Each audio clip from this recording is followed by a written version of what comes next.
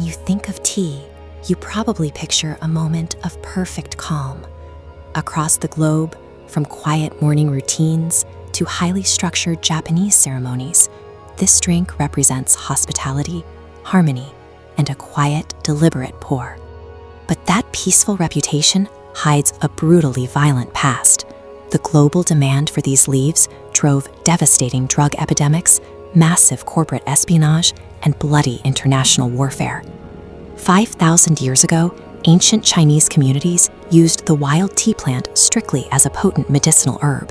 These early healers believed the leaves could cleanse the body, improve digestion, and increase alertness.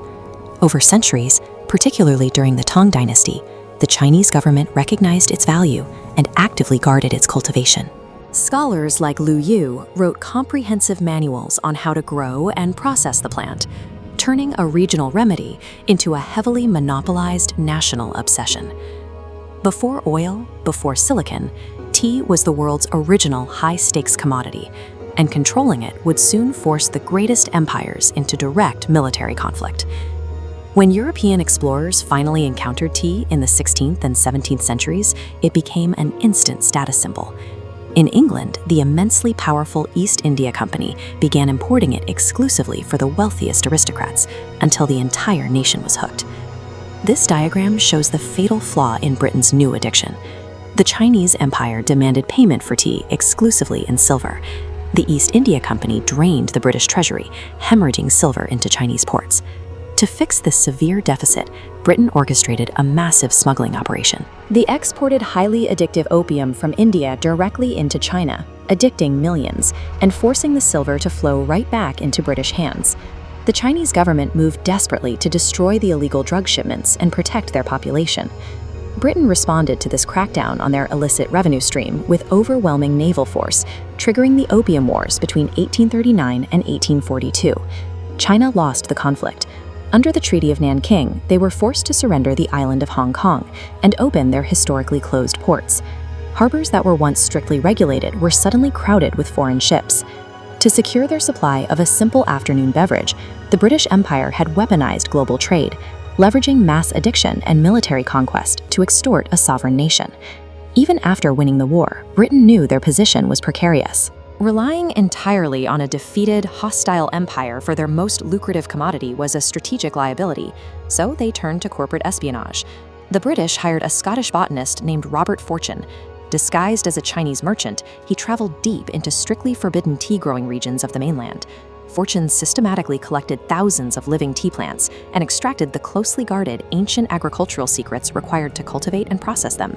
He smuggled these botanicals out of the country, and the British quickly transplanted them into the ideal climates of their own colonial territories in India, specifically the Assam region, and later Sri Lanka.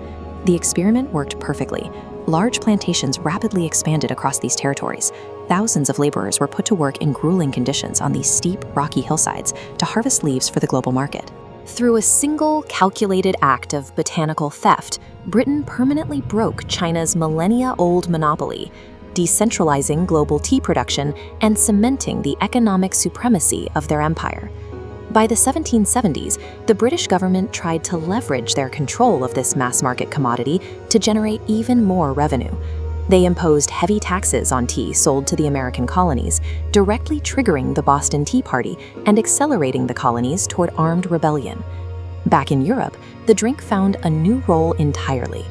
During the Industrial Revolution, urban centers were highly polluted, and the drinking water was notoriously dangerous.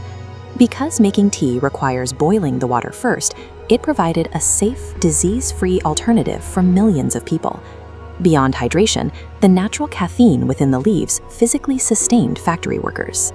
It kept them alert through grueling 12-hour shifts, leading factory owners to officially implement the modern workplace tea break. In just a few decades, tea completely shed its identity as an exclusive aristocratic luxury.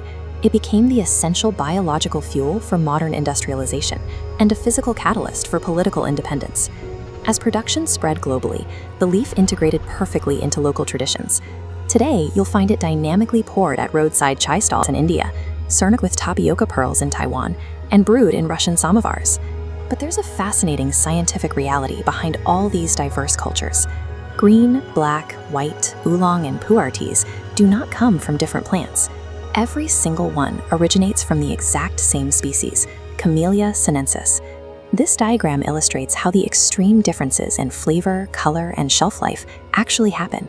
It's entirely determined by how humans process the leaves after harvesting. A leaf that is lightly processed stays green, while a leaf exposed to prolonged stages of oxidation darkens into oolong or rich black tea. Every cup of tea contains the physical record of 5 millennia of human activity. This leaf drove the formation of global trade routes, funded imperial expansions, and sparked the revolutions that built our modern political landscape. Its story is still being written, one cup at a time.